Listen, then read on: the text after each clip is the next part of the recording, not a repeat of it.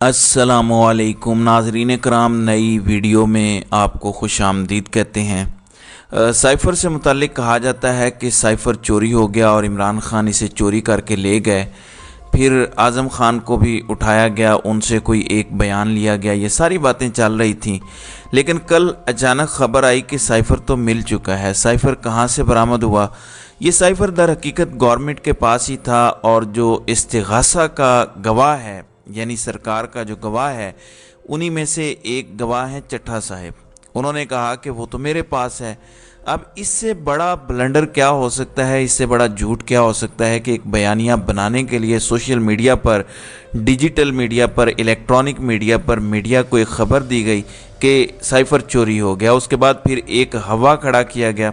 दर हकीकत कोई कॉपी चोरी हुई नहीं थी। ओरिजिनल साइफ़र तो डिपार्टमेंट में है और जिस कॉपी का तज़किरा किया जा रहा है वो चट्ठा साहब जो इस्तिग़ासा के गवाह हैं, उन्होंने कहा है कि मेरे पास है, जब भी आप मुझे बुलाएंगे तो मैं उसको अदालत के सामने लेकर आऊँगा। तो ये इतना बड़ा सीक्रेट था जिसके बारे में official secret act, jail trial, बंद कमरे में मामलात चलाए जा रहे हैं, किसी को हवा नहीं लगने दी जा रही, लेकिन उस साइफ़र की कॉपी एक गवाह अपने साथ लेके फिर रहे हैं।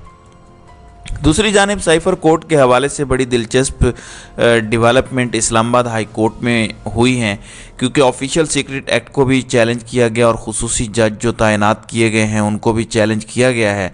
तो ओपन ट्रायल मांगा जा रहा है। इस पर एक पेशरफ्त हुई है इस्लामाबाद हाई कोर्ट में। इसमें अदालत ने वजारत कानून के जॉइंट सेक्रेटरी लेवल के अफसर को जुमेरात को तलब किया है और उन्हें कहा है कि बताया जाए कि ऑफिशियल सीक्रेट एक्ट खुसूसी अदालत के जज की तैनाती बाकायदा ज़ाब्ते के तहत हुई। चेयरमैन इमरान खान की सिंगल बेंच के ख़िलाफ़ अपील पर अदालत ने यह हुक्म जारी किया है और सिंगल बेंच ने जेल ट्रायल के ख़िलाफ़ दरख्वास्त जो है वो मुस्तरद कर दी थी जस्टिस आमिर फ़ारूक ने, जबकि इमरान खान ने सिंगल बेंच के फैसले के ख़िलाफ़ इंट्रा कोर्ट अपील की थी। उसकी समाअत आज कुछ देर बाद भी होगी।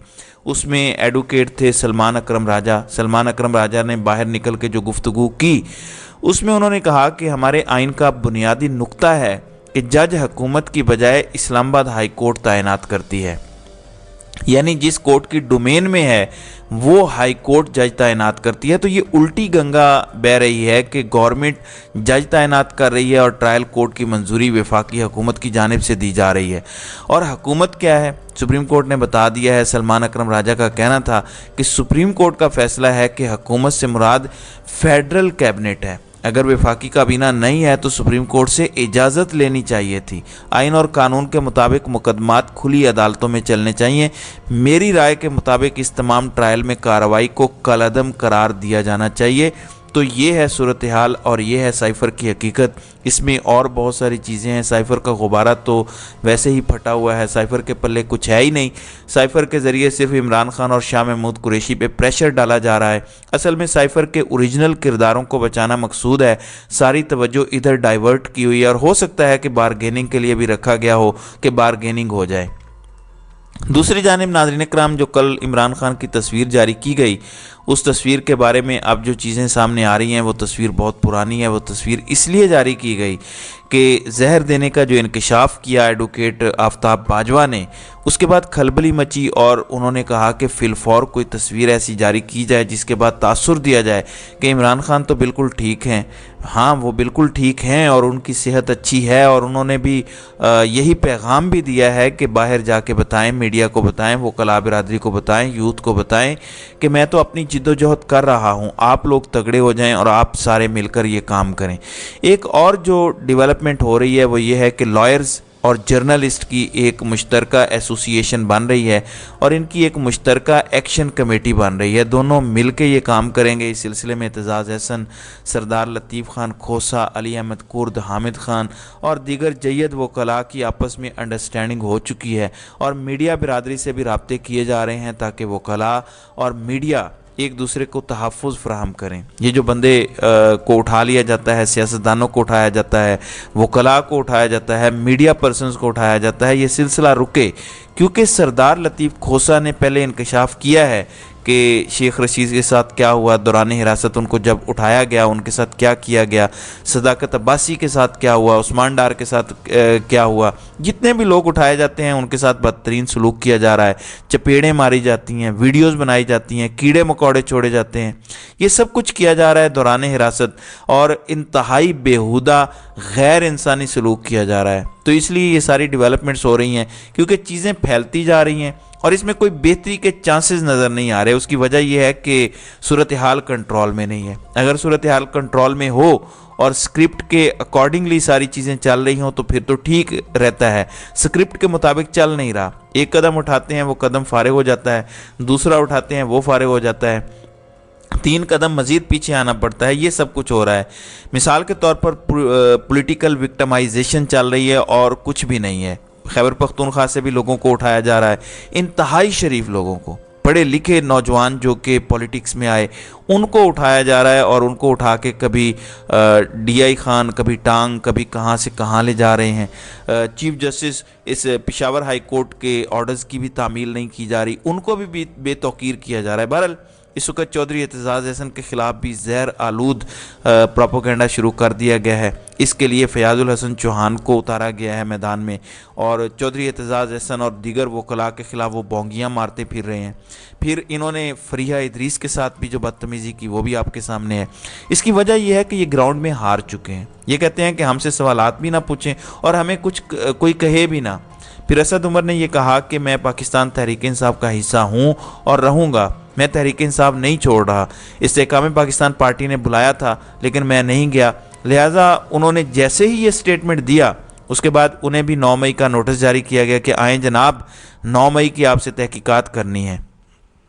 تو ناظرین کرام، یہ 9 مئی کی حقیقت ہے۔ 9 مئی میں جو آپ کو سٹیٹمنٹ دے دے وہ تو بری الذمہ ہے۔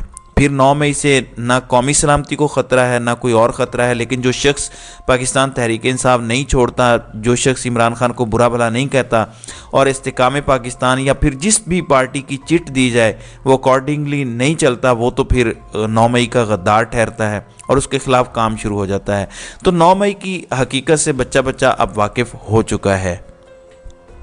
ناظرین اکرام، پھر شیخ رشید نے بھی بتا دیا کہ 9 مئی کا واقعہ جن کرداروں نے بھی کیا وہ لعنتی لوگ ہیں۔ پھر انہوں نے یہ کہا کہ میں 9 مئی کی مذمت کرتا ہوں، اور انہوں نے یہ بھی کہا کہ میں الیکشن 2 حلقوں سے لڑوں گا، قلم دواز سے لڑوں گا۔ انہوں نے اپنے بھتیجے راشد شبیر کو اپنا سیاسی جانشین اور اپنا بیٹا مقرر کر دیا کہ آج کے بعد ہماری سیاست ایک ہے، 2 سیٹوں کی سیاست ہے، مطلب اب کسی کو بھی معاف نہیں کرنا، اسد عمر کو معاف نہیں کرنا، چودھری اعتزاز احسن پر بھی گاند اچھالنا ہے، سردار لطیف کھوسہ پہ بھی گاند اچھالنا ہے، جو بھی میڈیا پرسن آئے گا، سیاستدان آئے گا، جو بھی انڈیپینڈنٹ بات کرے گا اس کے خلاف یہ گند اچھالا جائے گا۔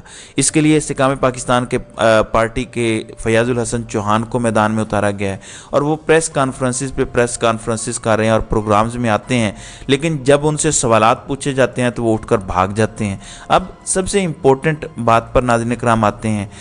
نواز شریف کو جو ریلیف دیا گیا اور ان کی ضمانتیں منظور کی گئیں بیرون ملک آنے سے پہلے ہی، یہ 4 ہفتے کے لیے گئے تھے، 4 سال بعد واپس آئے، اور ان کو آؤٹ آف دا وے جا کے سپریم کورٹ کے فیصلوں کے برعکس ان کو ریلیف دیا گیا، ان کی گرفتاری سے روکا گیا۔ نہ صرف گرفتاری سے روکا گیا بلکہ انہوں نے جلسے بھی کیے، تقریریں بھی کیں، اور اب جو فیصلہ آیا ہے وہ فیصلہ بڑا ہی افسوسناک ہے۔ کم از کم مجھے تو شرم آ رہی ہے یہ فیصلہ پڑھتے ہوئے بھی۔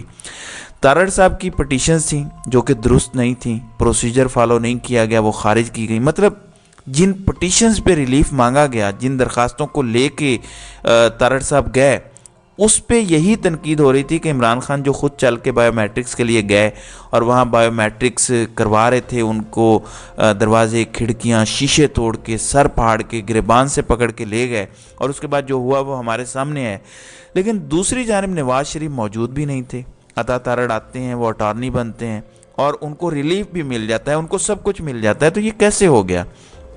اب جب کافی زیادہ تنقید ہوئی تو اب جو تحریری فیصلہ ہے اس میں انہوں نے لکھا ہے کہ عطا تارڑ کی درخواستیں قابل سماعت نہیں تھیں کیونکہ پروسیجر پورا نہیں کیا گیا، لیکن چونکہ نیب نے کہہ دیا کہ ہم تو گرفتاری نہیں کرنا چاہتے اور نیب نے یہ اپنا سٹیٹمنٹ ریکارڈ کروا دیا، اس لیے ان کو یہ ریلیف مل گیا۔ تیسرا یہ کہا کہ ان کی عمر چونکہ 74 برس ہے اس لیے نواز شریف جیل میں نہیں رہ سکتے، اس لیے بھی ان کو ریلیف دیا گیا، حالانکہ وہ تو سزا یافتہ ہیں۔ عدالت ان کی سزا سسپینڈ کر کے ضمانت تو دے سکتی ہے، لیکن جو ریلیف ان کو دیا گیا ہے وہ کسی بھی صورت نہیں بنتا تھا۔ اب کہا گیا کہ وہ 74 سال کے ہیں، پھر تو پرویز الہی 76 سال کے ہیں، ان کے ساتھ جو کیا جا رہا ہے وہ آپ کے سامنے ہے۔ پھر ڈاکٹر یاسمین راشد جن کو ابھی سزا ہی نہیں ہوئی، ان کا ٹرائل بھی شروع نہیں ہوا، ان کی عمر 76 برس ہے، کینسر کی پیشنٹ ہیں، لیکن ان کے ساتھ ایسی کوئی رعایت نہیں کی جا رہی۔ پھر اعجاز چودھری 65 سال سے اوپر ہیں، سینیٹر ہیں، ان کے پروٹیکشن آرڈر نہیں جاری ہو رہے، ان کا بھی ٹرائل شروع نہیں کیا گیا، پھر ان کو بھی 9 مئی میں دھرا گیا ہے۔ پھر میاں محمود الرشید دل کے پیشنٹ ہیں، عالیہ حمزہ خاتون ہیں، سابق پارلیمنٹیرین ہیں، ان کو بھی ایسا کوئی ریلیف نہیں دیا گیا۔ خدیجہ شاہ، صنم جاوید، بہت سی ایسی خواتین ہیں، پھر ہزاروں کارکنان ہیں، پھر عام قیدیوں سے بھری پڑی ہے جو بزرگ ہیں، کیا ان کے ساتھ بھی ایسا کیا جائے گا جو نواز شریف کے لیے کیا گیا ہے؟ تو شرم سے ڈوب مرنے کا مقام ہے عامر فاروق جیسے ٹاؤٹس کے لیے جو اس طرح کا ریلیف دے رہے ہیں۔